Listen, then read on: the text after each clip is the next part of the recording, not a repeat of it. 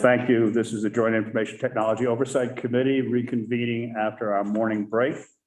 The next item on the agenda is the statutory review of the Agency of Education proposal. And we have Bill Bates, the Chief Financial Officer of the Agency of Education, who's with us next. Please, the floor is yours. For the record, I'm Kevin Vianney. I'm the Agency IT Director at Education. Bill Bates is on the on remote. Okay. So who would like to start?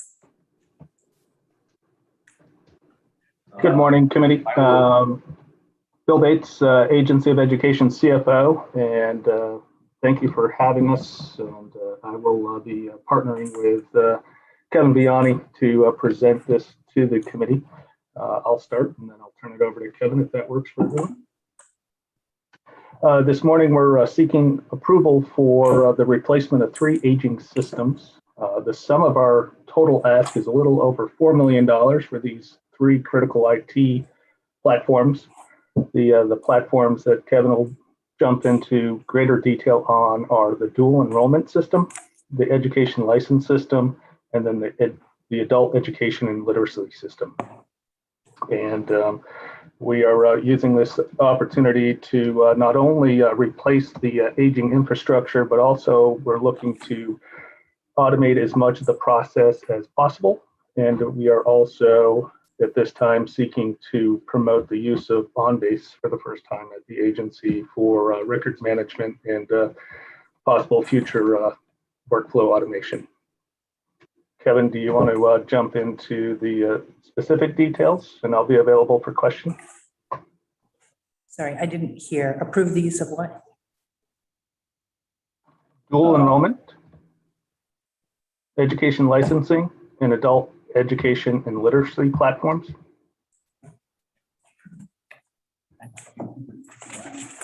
And if I may, the reason we are here today is in page 439.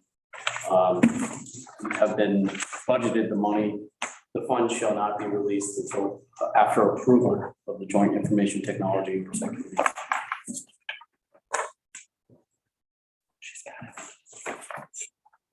All right. I at this point I can go through a quick high level of what the systems are that we're talking about. Okay. So the first one that CFO Biggs mentioned is dual enrollment voucher system.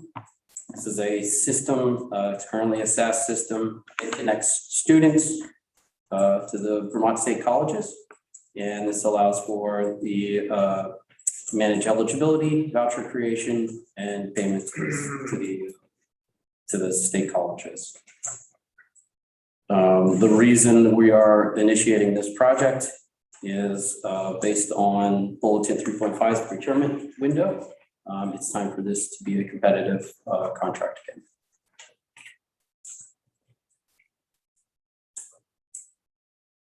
I'm sorry, you lost me a little bit on that. This is a new system, is that correct? Or a continuation of the existing system? Correct. So all 3 of these systems are existing systems that are up for renewal and need to be competitive at this point.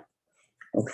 So they're existing systems and you are simply seeking essentially another vendor to potentially to operate, use, manage, construct.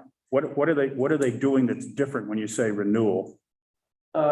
This is essentially the opportunity to look at what's competitive in the market and look at replacement opportunities, and to ensure that Vermonters are getting the most effective and cost-effective systems. So again, for the record, I'm John Quinn.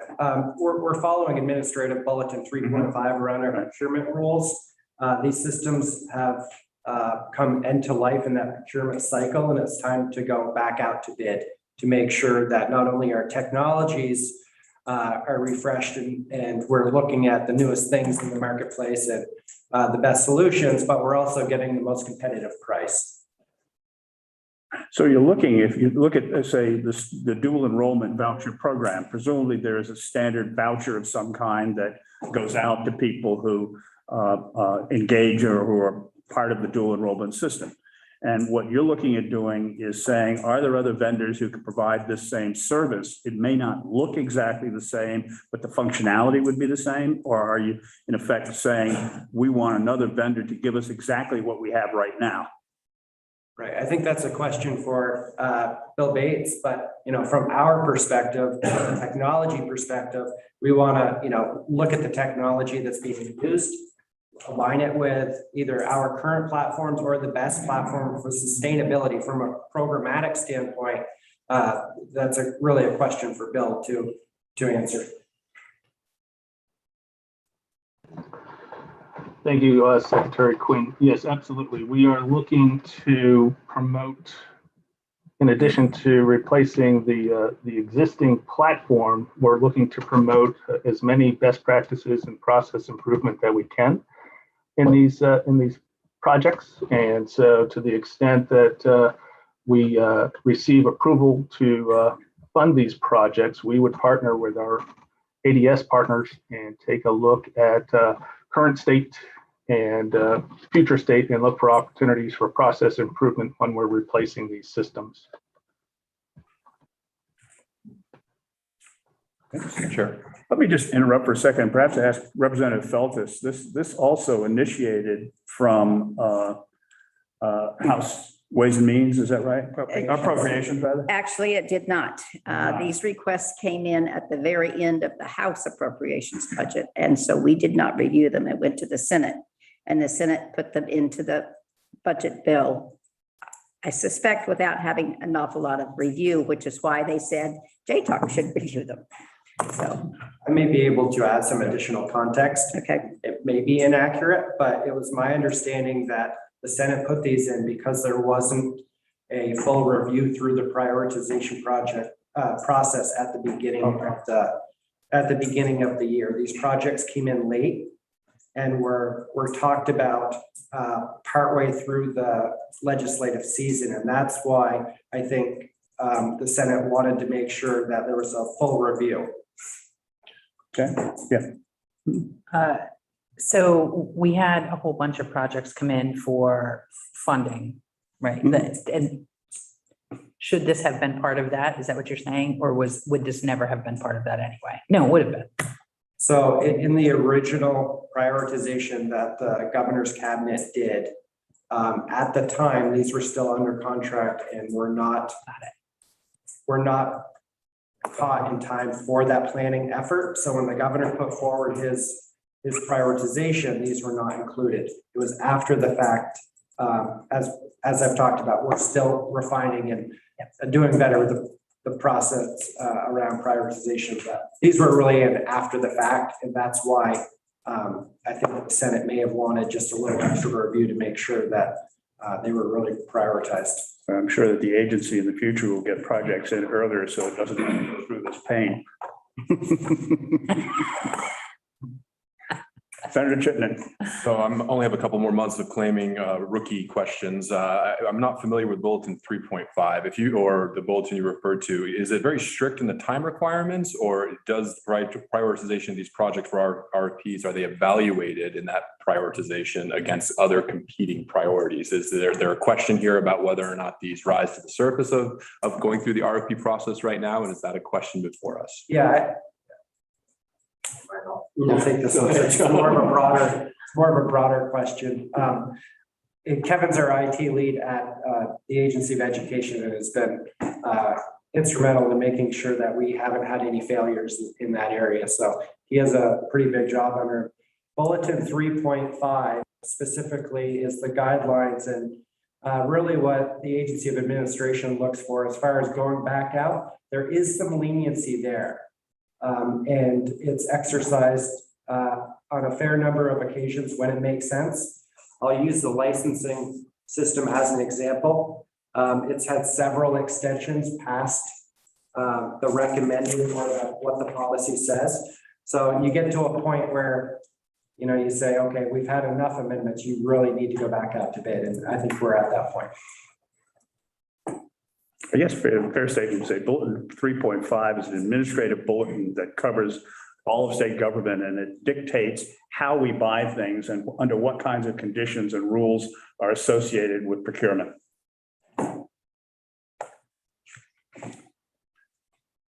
Anything else that you'd like to add in describing this particular project? Why it's important and why we need to, if you were before the committee that this should have come to beforehand, is there any other explanation that you would give them to understand it, to understand what this is all about? Certainly. Yeah, so I'm reminded constantly by the business that there's about 1.7 million that come through this program every year. And having a system to manage that administration is the reason why both students and the colleges participate. Without that, the administrative department would probably deter a number of folks from participating. The amount of money that's involved here is, how consistent is it with the amount of money that we're spending now? Is this a larger amount of money than what we're spending currently? Yeah, I have to be careful. Secretary Quinn was talking about the ITNBC process earlier, and that's our process of estimating and evaluating the current system, dual enrollment, and what we'll talk about later, adult education and literacy. Those are both programs really early in this process. They're very initial estimates. And essentially what that allows us to do is work with the business to then gather detailed requirements and establish, if there's existing platforms or tools that we can utilize. So we don't really, we expect this estimate will continue to be refined as we learn more. So it's very preliminary. With that said, we currently pay about $94,000 a year for dual enrollment. That's current state.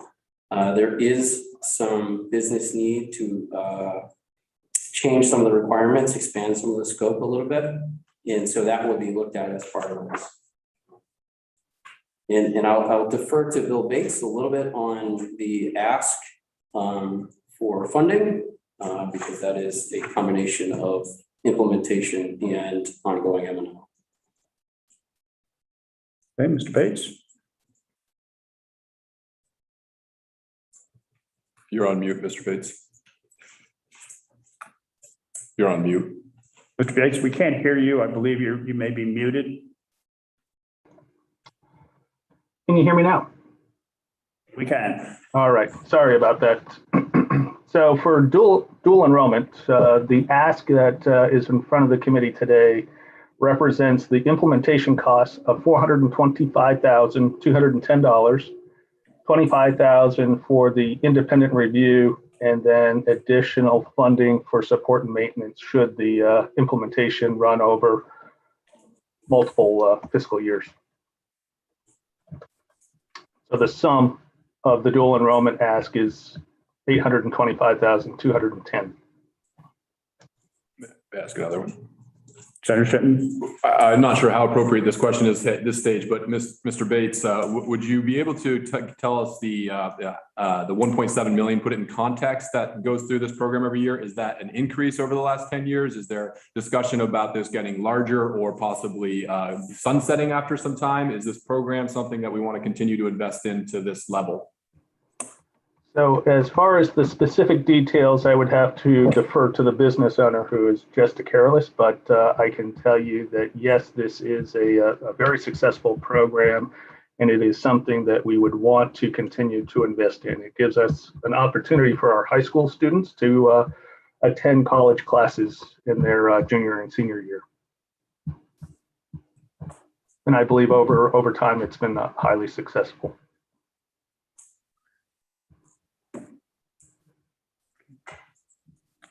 Now, we talked about dual enrollment. There are two other pieces to this request.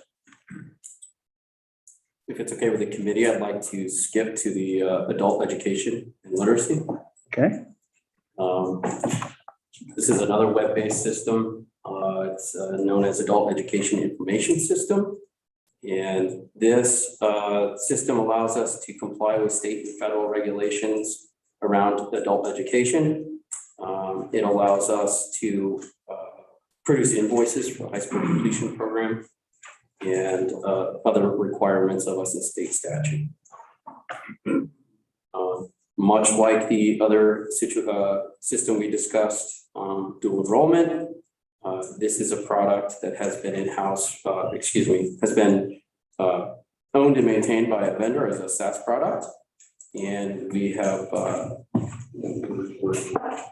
we've been in this product for several years now. We're at the end of that cycle again, much like John was just, as Secretary Quinn was just describing. And the amount of money that's being expended currently? Yep, so this contract is about $116,000 annual M&O cost. And you're asking for 620,000, and what period of time does that 620 cover? Is that, what does that represent? Is that a purchase? Is that a license for a period? What is exactly the money to be used for? I'll have to defer to Bill, yep. Yeah, Kevin, thank you.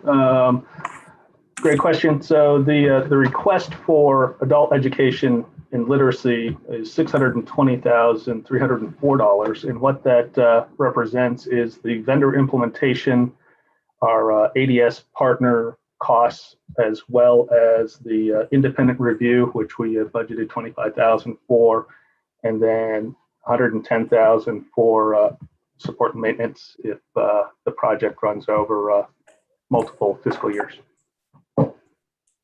Well, I guess my question is this: if we're spending $116,000 a year for something, we're proposing spending $620,000 to get a competitive bid. Am I missing something in understanding why we're doing this?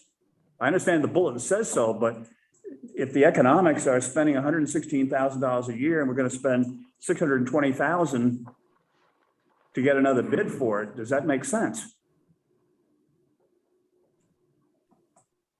So from an agency of education standpoint, I think this is a good investment. It is the implementation costs is what we're seeking here. That's the bulk of the funding. But if you were to take a look at the particular system that's in place today, it's been customized to meet the needs of the state of Vermont, and it makes reporting a challenge at the agency level. And so again, with this particular project, we would be looking to automate the process as much as possible during the implementation and promoting best practices in the automation of straight through processing. So the thing that we would get is better automated processing? We would get a up-to-date system that allows us to process the transactions that are flowing through the adult education and literacy system. And with all projects, as you know, there comes a cost of implementing these new solutions, and that is what we're seeking here is the funding for the project. So if you did nothing and continued doing what you're doing now, would you spend any more money than the $116,000 you're spending now? It is likely that in addition to the support and maintenance that we're referencing, that there is cost associated with the manual process that exists in the back office at the agency today that could and would be automated through a new system. So in addition to the cost of support and maintenance of the existing system, you also have a manual process that exists with a lot of paper pushing that we would seek to automate through this new implementation. That's the business process improvement that I've been referencing. Representative Sibilia, I believe you had a question. Yeah. Comment? Yes. So are we integrating at Department of Labor? I know this is WIOA funding and adult ed and literacy. So are they, what's the access to this information currently? And is there any envisioned improved access or? Yep. So we currently, with the current system, we have a very manual extraction and we basically load data for labor and from data from labor. Can you, That's so I don't think, I don't think we've met before, but I really appreciate kind of a for dummies. So if you can really simplify it. Appreciate that. I think I'm right on your level. Okay. Yeah, so the current practice is someone from my team will actually extract data out of the system. They will load it on a physical device, or over the last year, we're a little bit more modernized than that, but essentially we are providing them flat files of that information and also retrieving flat files from labor to make that. Okay, so you're, Right. you're coming into your system, pulling stuff out, bringing it over to labor, loading it in, pulling stuff out. Okay, right. So that's a physical, Manual, Yeah. physical process. okay, got it. What I want to caution folks on here is that this is still early in the ABC process, so we haven't received any funds to move forward on this. So we haven't done detailed requirements. We haven't evaluated what the system would look like in some of our preferred systems, but that would be one of our first steps. What? We'll be looking at our platforms across ADS that are in use at labor and evaluating whether or not those could be used for the same purposes, obviously simplifying data exchange and some of those intermingled processes across. Okay, so currently these two systems are kind of they're interacting, and part of this may be a simplification, more efficient integration there between the two. Absolutely. Okay. And to answer the other part of that question is what are we getting out of this? You know, the other thing that we manage, and I'm sure this committee has all heard this, is we have to manage against risks, right? And this is a system that has been in place since the late 2000s, 2005, 2006.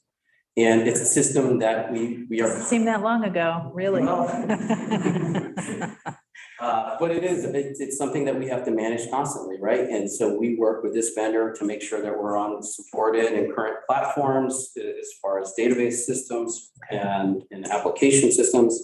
Part of what this continual evaluation of whether or not we're giving the state of Vermont taxpayers the right systems is also, are we providing them the right assurances that the system is robust and secure? And so I think that's also part of reevaluating, and I don't want to go too far on this, but it also doesn't preclude us from continuing with the incumbent vendors that we're with. Okay, that answers my question. Thank Okay, you. Senator Chittenden. So really a two-part question, which is one, if we don't approve this, and would that then force us to go through a more traditional process this coming session? And is that what might need to happen? But the other part of my question would pick up on what you just highlighted, which is risk. And I don't know if you can speak to this or if we do this in open session, but it would be helpful for Scott Carby at some point to sort of weigh in on how this overlays with his recent critical risk assessment. That would help me understand the prioritization of these projects if that was part of your discrete evaluation of systems in use by the state government. Yeah, I'm sorry, so I'm missing your question. If we don't approve this, we'll go through a better process next January. So I'll defer to CFO Bates on what the budget request process would be.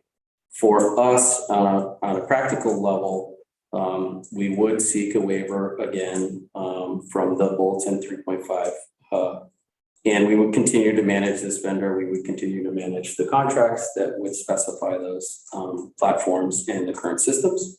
And we would have to just keep continuing to manage this, as well as our manual processes that are tied to it. CFO Bates, would you like to speak to the funding aspect? Thank you, Kevin. So as far as the funding, if we were not approved to fund these projects at this time, then we would bring these back as part of the budget cycle that we would embark on in January with the General Assembly. And we would be seeking the $4 million for these three projects through that process. These projects were introduced late in the budget cycle this past year, and then we're working through the process of getting them funded. But if we were not to receive funding today through this committee, then we would submit them as a increase to our budget request in January. As a quick follow-up, I'm not trying to derail this. It would be persuasive to me, though, to hear if from Mr. Carby, I forgot your title, sir, Chief Information Security Officer, if this needs to be factored in, the risk that he was speaking to with these projects. And I don't know if you're ready to address that at all. Sure, I can address that real quick. For the record, Scott Garvey, Chief Information Security Officer. That particular program, and as we've talked about, I don't want to talk about the specifics of vulnerabilities or otherwise, but fits in a category that we would want to target replacement for. And the longer we leave it sitting as it is, the longer that risk stays on the books. Okay. Thank you. Sure. Representative Feltus? I just wanted to clarify, this particular, you currently have a software as a service contract, and the contract is expiring in June of 22. What you are proposing is a whole new program that you would develop along with a vendor that would not be software as a service. It would be simply a program that you would develop and we would have forever, as opposed to a 3-year contract or a 5-year contract. Can you? Yeah, no, I don't think I am suggesting that. I think our preference is typically for software as a service. Even our preferred platforms are often software as a service. All we would be looking to do is then basically see what's in the market, see what the cost for those products could be, and see if it meets the detailed requirements of the business units. So the detailed requirements would be more robust than you currently have.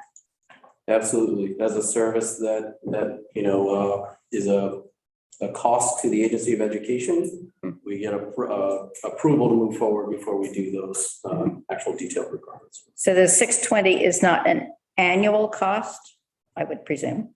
It would be a cost, and then you would have an annual payment for services, a software as a service, correct? Correct, yes, that 620 includes the initial investment. It also includes the ADS time to support AOE, and I believe a couple of years of the maintenance and support. Okay. Secretary Quinn? I want to tell just a quick story about why we do these things, because I think it's really important.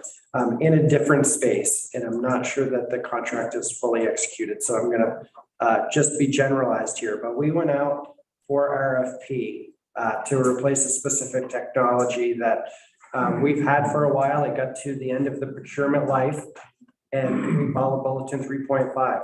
The original vendor, the vendor that we were using, came back with a significantly lower bid than we were currently paying to keep that business. It conceded on several levels to offer things to us that they wanted to charge us extra for throughout the contract. And we are saving, I think it's close to $2 million. If my memory is correct, over the cost of the life cycle by doing this. So there is nothing saying that we will or won't use this specific vendor again. They're able to bid on this just like the other vendors. I think this is what we predicted to be a worst case scenario where we did change vendors.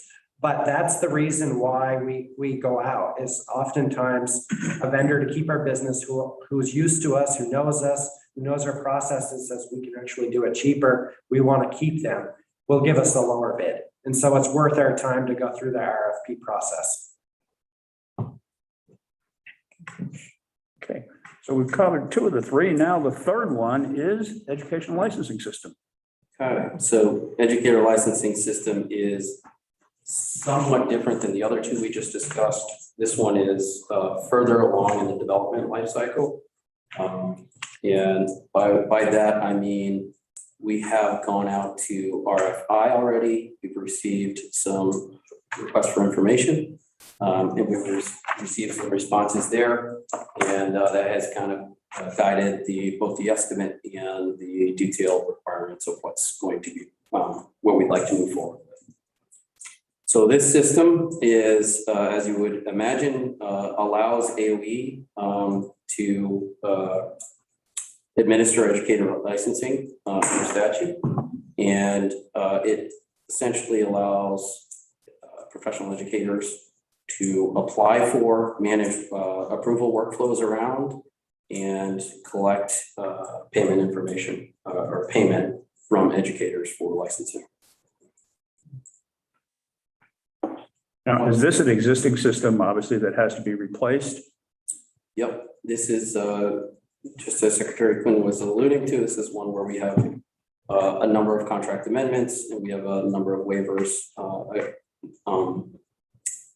allowing us to move outside of the Bulletin 3.5 recommendations. And we are looking to replace largely in kind a new system. I think this original contract was initiated in 2012. And so is it again a situation which you're going out to the marketplace saying, this is the issue that we'd like to resolve? And do you have a way of doing this, and perhaps your way may differ from what we're doing right now, or be better in some way, shape, or form? Yeah, this particular RFP went out with some additional non-functional requirements, which just means non-business related requirements to evaluate some of the state preferred networks and platforms, excuse me. And so this would be one where we would be looking at replacing in kind, but also looking at potential for integration across other functions, right? So this would have all our state educators in it. There is obviously opportunity for some customer relations management in that system. And it also has some cross-functional potential to look at other licensing activities across the state. So this is a much broader vision than just education. And I think I talked about this at the last meeting, specifically in our case management space, right? And what we do there. We have a one-stop business portal that we're developing now.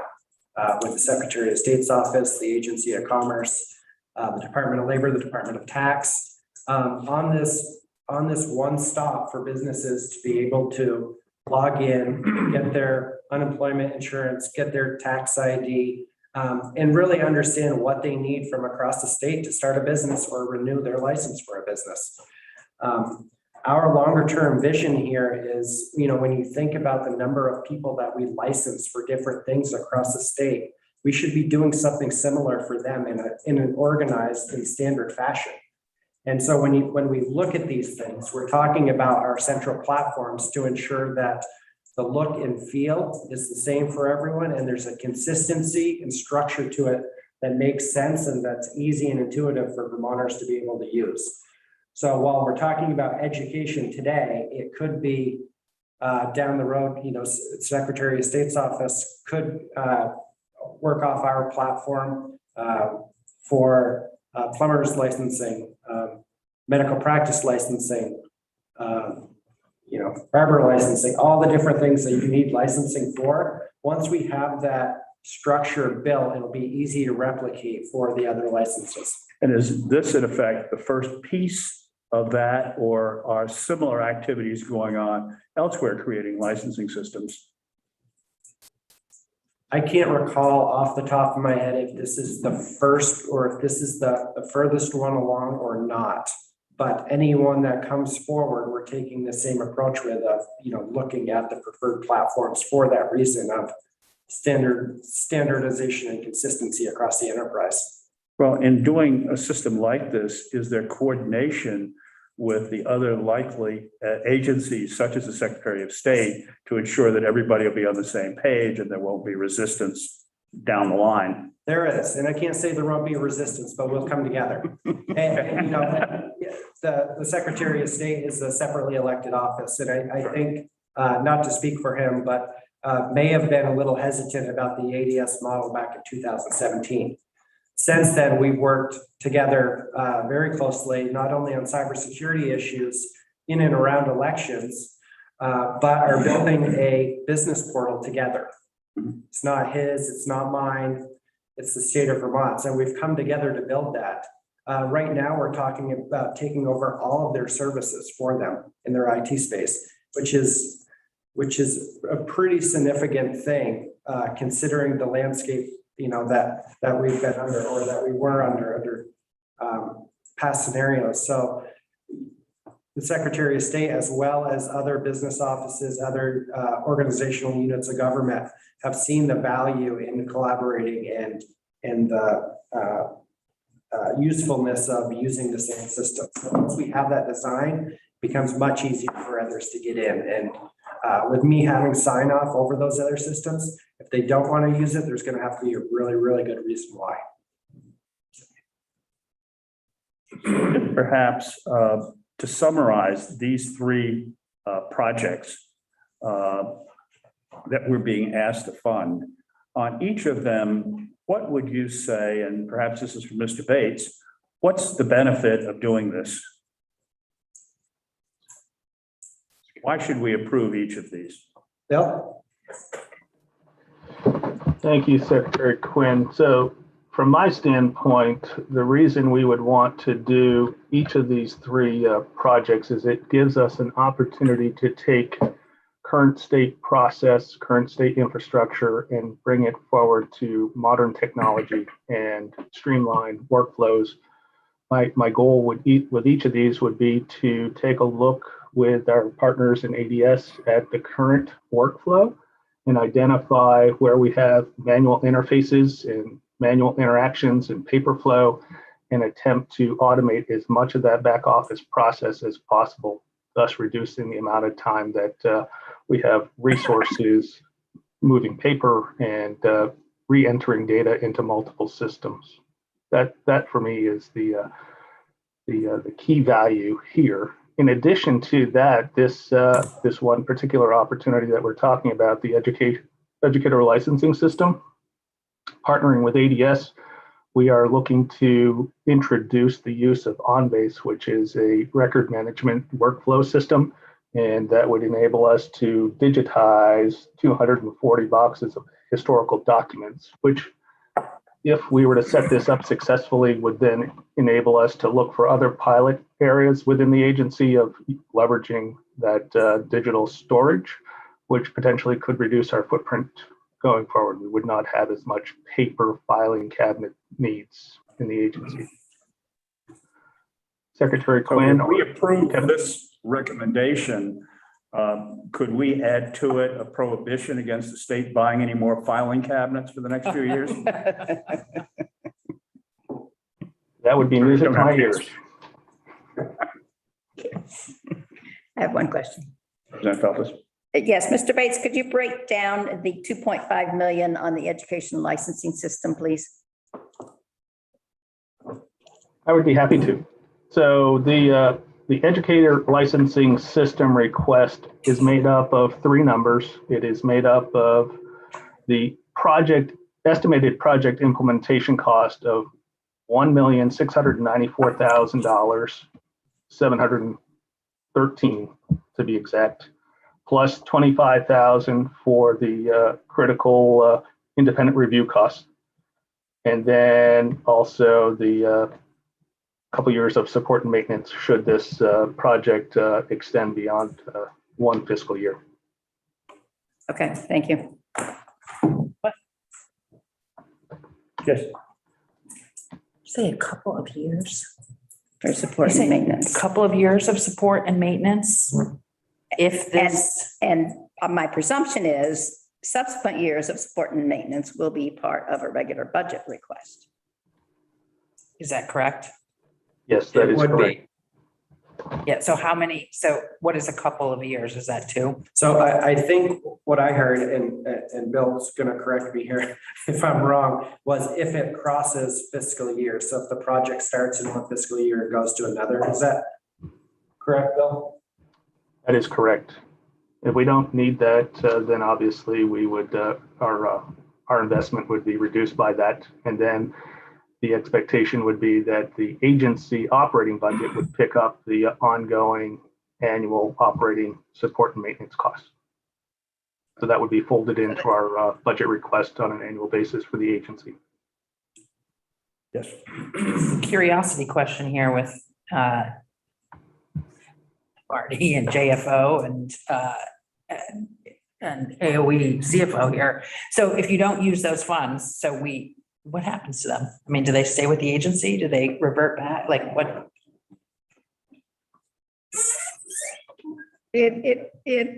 I presume if we appropriate the money, it goes to the agency. And if they don't use it all in one fiscal year, it could be carried over to the next year. And then hopefully, you need $100,000 this year for support, and next year you're going to need 100,000, and next year you're going to need 100, and it will go, and it will be part of their budget request every year.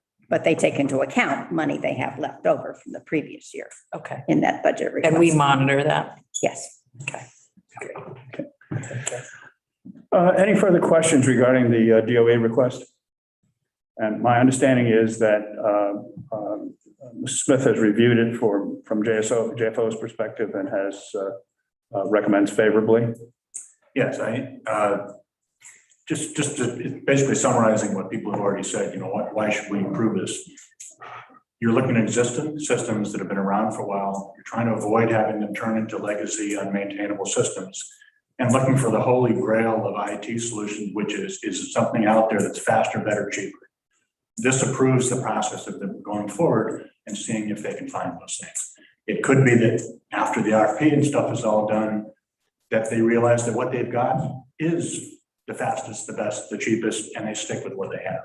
In that case, you end up with money approved that possibly wasn't used, but that can be addressed at a later date. So in summary, I recommend approving this and moving forward. Secretary Quinn? Two other quick points. One is that the Department of Liquor and Lottery is using Salesforce for their licensing as well. I forgot about that one. So this is the second agency or department that would be using it. The second thing that I'm sure I don't need to remind any of you, and I take a tax dollar out of tax dollar. It's a tax dollar, right? This is ARPA funding, and I think trying to utilize some of those funds rather than education funds or general funds was part of the thought here. Okay. If it's ARPA, I'm good. It'd be ARPA money, and if it's not used, it falls to the bottom of the line of the ARPA money, and we would reappropriate it to something else. Okay. So that's what would happen. Any further questions? Do we have a motion? From the committee? Same question as last time, where we'd be moving to approve the funding. Release the funding. Release of the funding. So most purpose as stated. Senator Chittenden moves that we authorize the use of the money Second. per statute, and a second from Representative Sibilia.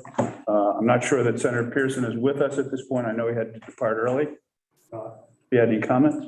He's not? He's not on. He's not. Okay, then all those in favor, raise your hand to signify by saying aye. Aye. Aye. I oppose. We have a vote of 5-0 and for approval. So thank you very much. Appreciate your input. Thank you, everyone. Thank you.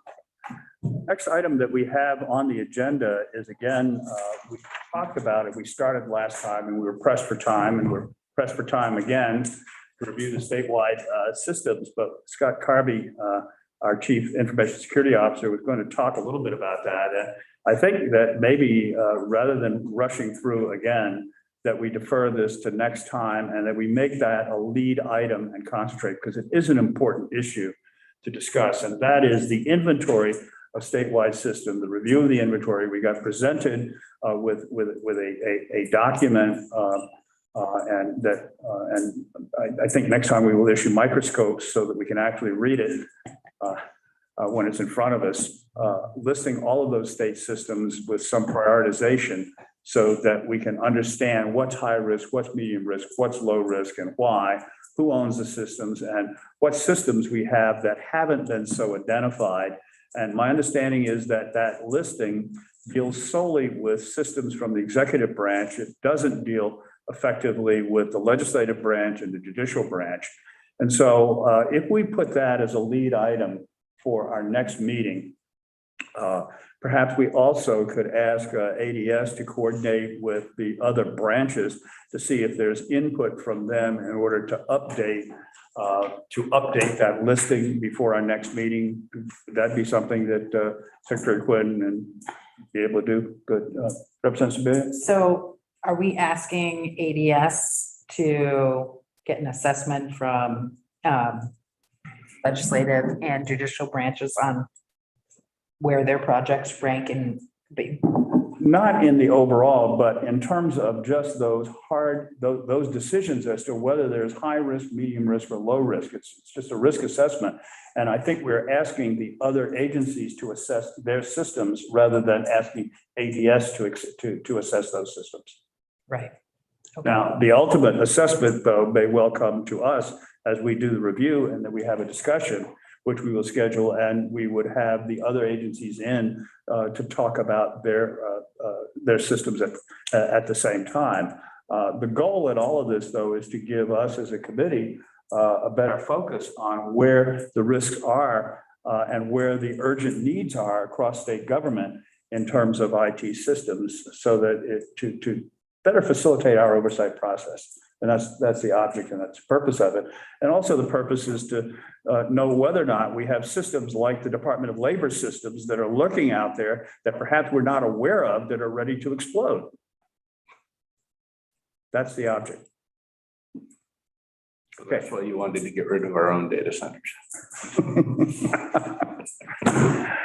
Let's talk lastly in the 15 minutes or more left, just a broad discussion of what areas of interest, what areas of concentration, what issues should this committee be looking at as we define our work plan for the next year. And Representative Chase? Senator, one tag onto the previous topic for the secretary and the other branches is it's not just risk, but also opportunities.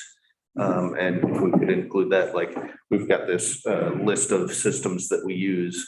So not just which ones are vulnerable, but which ones is there by now a far superior way to perform those tasks. So kind of a general SWOT analysis, strength, weakness, opportunities and threats, please. Good point. You know, that thing we've talked about from time to time is that risk has two faces. And the other face is opportunity. If we can do things better, for example, than other states or other people doing the same things, it gives us in some ways a competitive advantage potentially of doing some things that we do as a state. And there are real opportunities there. Mr. Smith? We've heard a lot about Salesforce in this and previous meetings, and it's, a stated goal of ADS is to broaden that and become kind of the state's platform, the preferred solution, which I don't disagree with at all. But I think it might be beneficial for this committee, given that Salesforce is likely to be a part of many IT solutions going forward, to get a certain amount of education as to what it is, what it has out of the box and what it can be customized to be. What is the overall cost to the state on licensing? What other states use it? Just kind of a big picture of what it's all about, so that you have a better sense of how it fits in the state's broader goals. Okay. And I find it's easy for me to volunteer ADS to do something like that. But I think if they have the time, I think it would be beneficial for the committee. Great.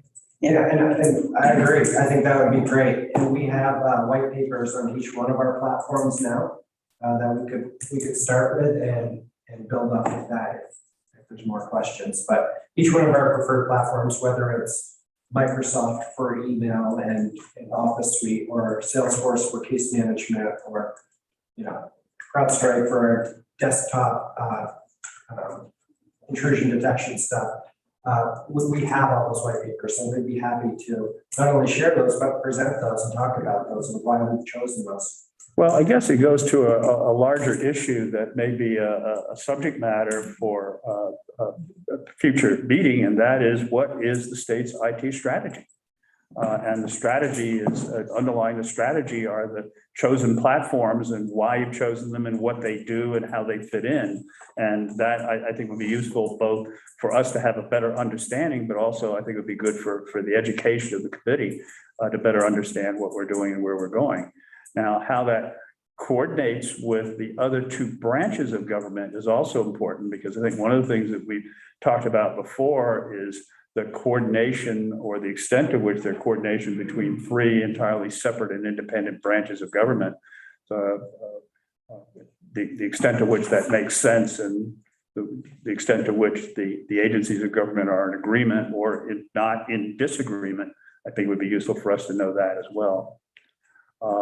So again, if Secretary Quinn, perhaps you could take the lead on thinking through that a little bit and perhaps have a conversation in one of, I know your regularly scheduled meetings with the other IT heads, I think that'd be useful. And then we'll get back, we'll talk separately offline about that. And anyone that would like to get a head start, our current strategy is on our website. Current year. Okay. Good. On the agenda today, I've jotted down and included some particular areas of focus. Part of this are the things that we've talked about in the past. I also received at the last meeting, I requested input from those on the committee of your thoughts about what kinds of things ought we to put on. And two of you did write some fairly detailed pieces, and I've included the high points of those pieces in this as well. The question for the committee is there anything on this list based on what you know that we're missing right now that we should add to the list?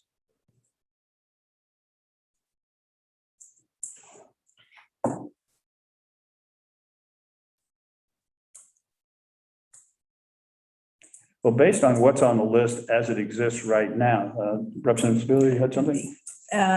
One thing that we have talked about in the past, and we kind of got waylaid, I wonder if it falls under cybersecurity, is the municipal, how municipalities and outside are accessing the system. I guess it does probably fall under cybersecurity. Cybersecurity is huge. It's like municipal standards for what they're abiding by. Yeah, I mean, we've got a pretty wide variation of, skills and equipment that Skills, equipment, needs to approaches, access, functionality, yeah, and so on. state systems. Yeah. And so, So is it how municipalities interface with the state as opposed to how municipalities do IT on their own, which I think may be beyond the scope of the state's control? It's more about protecting the state system and also ensuring that Vermonters in our municipalities are, while we're protecting the state's system, are able to access services. So, which may in some places require a lot of customer service. In rural towns, for instance, maybe small rural towns. In terms of their interface with the state? Yeah, yes. Okay. Where they're not going to have IT professionals under Chinnan. It's the same thing. Senator Brock. Yes. I don't know if you were also looking at prioritization, but I see cybersecurity, vulnerability to ransomware, and I would couple single sign-on and identity management services in that same bundle. But I'm a rookie. I'm going to keep saying I'm a new guy around here for another few months. I just don't know what other committees are really tackling cybersecurity. And if it falls to us, then that to me is a high priority to continue to hear from Mr. Carby and otherwise to make sure we're doing everything we can. I can tell you on the Senate side, where Senate Finance is the committee of jurisdiction, the amount of activity in this area is limited because of the number of things on the plate. In the House, on your committee on energy and technology, I don't know how much time you folks are spending on cybersecurity. Yeah, I mean, we're not. I mean, it's in our wheelhouse. Certainly we would take things up, but I think it should be a major focus. Yeah, I think it's my highest priority of the list of things we have right now. And to the point you were just raising, Representative Sibilia, I see value in further exploring that and maybe tying strings to funds to municipalities that they conform to certain cybersecurity standards so that we can sleep easier at night knowing that the state, when we release funds or have programs that are stood up that municipalities interact with, that they are conforming to a certain degree of security that Scott Carby likes. We can't tie strings, but we can make recommendations to tie strings. Right. Yeah. Okay. As we look at the list of items here, as well as adding the identity management single sign-in, which again may be part of the cybersecurity, as we look at prioritizing the things on this list, if we look at the whole issue of cybersecurity, including ransomware and identity as number one, and I would add resilience, redundancy, contingency planning to that. It's all part of a single larger issue. Beyond that, are there any other things that rise on this list closer to the top of that list, in your opinion? IT, I mean, all of the IT. My suggestion is to certainly encourage ADS to continue developing a framework of how they prioritize projects that they work on. I mean, they get umpteen million requests from umpteen million agencies about, we would like to have this, that, and the other thing done. And just as they did with the governor last year, when he said, okay, give me a bucket list of things that you think are important, they used certain criteria to figure out that $60 million worth. And I think having that formalized a little bit more, you know, are they looking at functionality? Are they looking at security? Are they looking at the age of the system? Are they looking at how many people are served? You know, what are the factors that they look at in order to prioritize all of those requests they get and make that decision? And then that eventually comes to the legislature, you know, to fund. I think having a more some guidelines of what they go through in terms of figuring out that prioritization would be helpful, not only for the legislature, but for the agencies that are asking for the help. They know where they might rank in terms of priorities. I see some of that in a sense, since it's the legislature, and we're looking at it in many ways for the legislative funding process. Sure. That's certainly going to apply to the legislature and judiciary as well. So it's going to be an across the board issue of framework. Right. Well, and the legislature as well. Yep. They have IT issues, you know, and they all come to the appropriations committee and they all want these things. It was very, very helpful, you know, when the governor put out this list of things that had been vetted through the agencies and through ADS, and they had a tier 1 and a tier 2, and the governor finally decided, okay, I'm going to suggest these. We didn't take them all, but, you know, he suggested those. So just how that priority works out, I think would be helpful.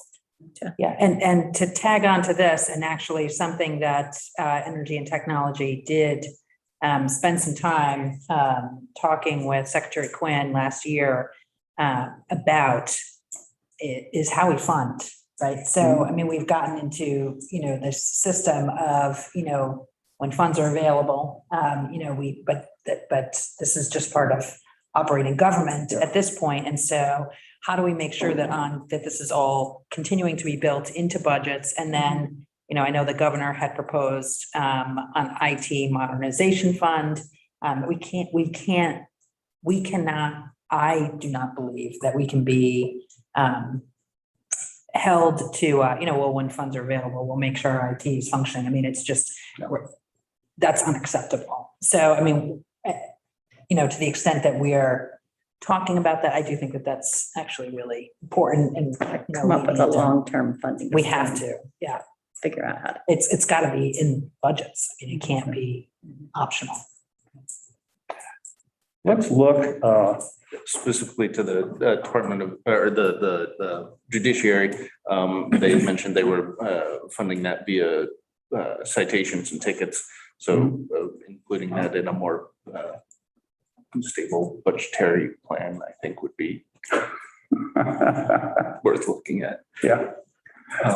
One thing that was on here, and if I may continue, Yeah, is the kind of the overview of telecom and broadband. I know the Broadband Authority was supposed to meet, was it this week or last week?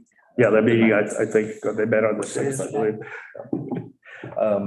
But perhaps hearing from them, because we've talked a lot about bolstering the state use of technology, but making sure that Vermonters can actually access them. Right. I have that on the list of oversight of telecommunications and broadband. I was reluctant to put them early in the list because just allowing them to get up and running, to have something beginning to be more memorialized of what it is they're going to do and how they're going to do it before we try to oversee it. I think we've got several meetings worth of. So I think that will be down the line a little bit, I would hope. But I agree with you. It's a really important piece.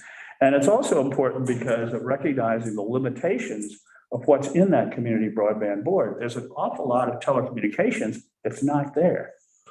And that, I think, is a concern. Everything from the cell phone network and the resiliency of that, of all the things that are outside of the scope of what the state's purview is, ranging from emergency communications, the 411 issue, and there are lots of issues that are telecommunications related that go beyond what the Community Broadband Board has defined, which is very, very limited at this point, Well, E911 board too.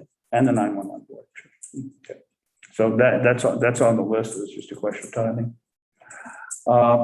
Anything else we have exactly 2 minutes and 30 seconds to go before. Let's adjourn early. It's got an all-time record. Yes. I think we should set the next meeting now, and thank you for mentioning that. Community Broadband Board is meeting on Thursday mornings, so not Thursday morning. Not Thursday Would be morning. great. Okay, is that meeting every Thursday morning at this point? Yeah. Okay. Wednesdays or Friday are preferred for me over the next. Wednesdays or Friday? Friday would be amazing. All right, fine. So as we look at calendars going forward, today is if we look at the end of August or beginning of September for our next meeting, does that sound reasonable? I am out of town for 2 weeks, end of August, beginning of September, but Okay, So September 3rd is no good. You'll be gone then. I will be on. The next week I'll be around. September I hope. 10th. September 10th, too far out, Chair? well, again, that's a month from now, and my sense is that I would prefer, given the number of things that we have on the agenda, if we meet twice monthly for now, that may phase out as we get further along. But until we get a handle on just the scope of the risk and also the cybersecurity problems, my sense is that I would like to accelerate this to a twice-a-month schedule at this point. If we look at the week of the 23rd of August, how does that look for everybody? I'm in Philadelphia pretty much that whole week. I'll be there that Friday, the 27th, but You'll be in Philadelphia? so I know I could be here. September 3rd looks much nicer for me. And September 3rd, Representative Feltus is not available. She's not here that. Well, I'm not here the week before that either, so. May I? Yes. Is Mr. Carby available the 27th? I will make myself available. For what, the 20, 7th? you're available Wednesdays? He said he's available. Senator Chittenden said he's available the 27th. It'd be tough. I would much prefer September 3rd or September 10th would be fabulous. And then Representative Feltus could be there. I know that I sense though that you want to meet more regularly. This is just the beginning of the semester at UVM, those 2 weeks. So it'll be a stressful time for me. So I'm selfishly advocating for my own. Will the 3rd be okay? No one else will. Well, the 3rd is not a day that Representative Feltus is available, and to the extent possible, we'd like to get that done. I think the thing to do, rather than debate it right now, we'll do a doodle poll of availability dates. And then we'll do that within the next week and then distribute it out, but make sure that all of the potential actors are aware, once we set a meeting date, that we post it on the committee's website, first of all, and that those people who are going to likely be asked to come get notified about it. I think that's one of the things perhaps we didn't do as well for this meeting as we should have. But as I mentioned to Secretary Quinn, by making sure they were aware that on the day before the meeting, it saved them immense amounts of time in preparing because they were able to do it in one day. So to But that end, we will have a That Zoom was presence as well, right? I could attend on either of those days by Zoom. okay, again, I don't believe on at least the meetings that we're looking right now, if we have something that we're necessarily going to have to vote on. Yeah. So from that standpoint, that would be very helpful Okay. if that were the case. Okay. So we'll include some of those in the doodle poll to everybody to look at. So Right. note, is there anything else before we adjourn? Just to narrow down the poll, what is Wednesdays and Fridays kind of a good way to narrow? I think I heard Laura say Fridays were preferable.